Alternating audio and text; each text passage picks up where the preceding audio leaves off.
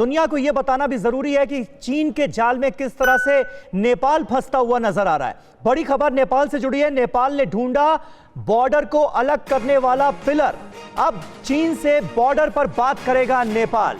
Humla border से pillars गायब होने के बाद चीन ने यहां पर कब्जा किया था और यह खबर TV9 भारतवर्ष ने आपको सबसे पहले बताई थी। हुमला में चीन ने नेपाल की जमीन पर 11 इमारतें बना ली हैं और इसको लेकर नेपाली लोगों में जबरदस्त रोष है। सीमा का पिलर मिट्टी में दब गया था, यह कहा जा रहा है, और अब नेपाल ने इस पिलर को ढूंढ निकाला है।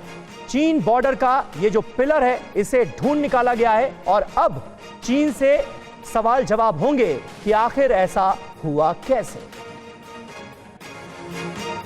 तो कुल मिलाकर चीन के जाल में बुरी तरह फंसता हुआ नेपाल नजर आ रहा है। जमीन पर नेपाल और चीन की एक तरह से आप कह सकते हैं जंग शुरू हो चुकी है।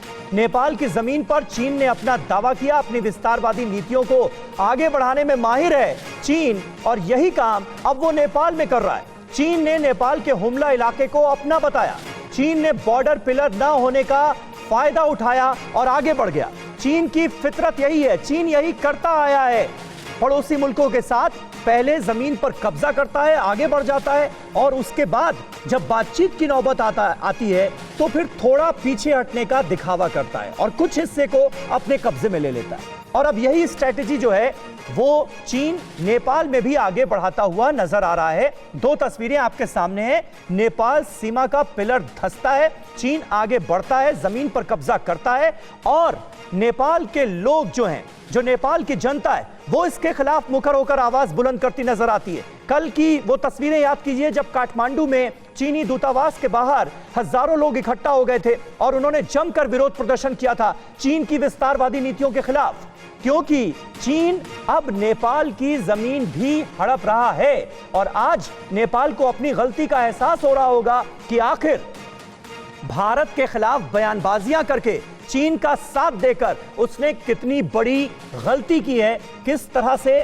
विस्तारवादी चीन को उसने अपनी जमीन हड़पने का न्योता दिया है। दो तस्वीरें आपके सामने, नेपाल की जमीन पर चीनी इमारतें जो नजर आ रही हैं। जैसा कि हमने आपको बताया 11 इमारतें खड़ी कर ली हैं यहां पर, चीन ने जमीन हड़प ली है और जिसका मैंने अभी थोड़ी देर पहले जिक्र किया, किस तरह से नेपाल की जनता भड़की है, किस तरह से जो नेपाल में काठमांडू में चीनी दूतावास है उसके बाहर सैकड़ों की संख्या में लोग जमा हो गए और उन्होंने जमकर हल्ला बोला चीन की विस्तारवादी नीतियों के खिलाफ। लेकिन ताज्जुब इस बात का है कि नेपाल के प्रधानमंत्री KP शर्मा ओली अब तक चुप्पी साध कर बैठे हैं चीन के इस रवैये पर।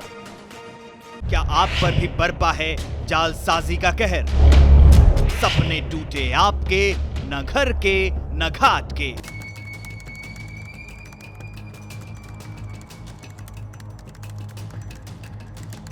देखिए लूट घर हर रात 9:30 बजे। फिक्र आपकी,